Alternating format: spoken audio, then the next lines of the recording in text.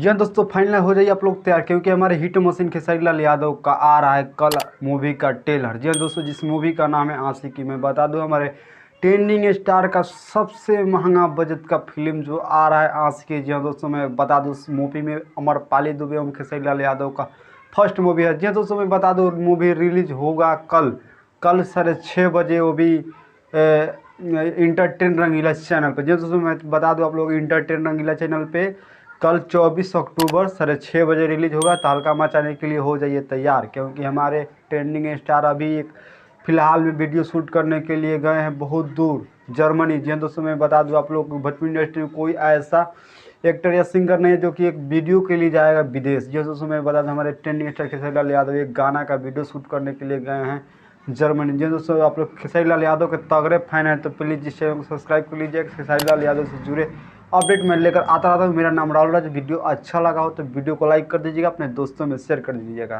तब तक ले बाय।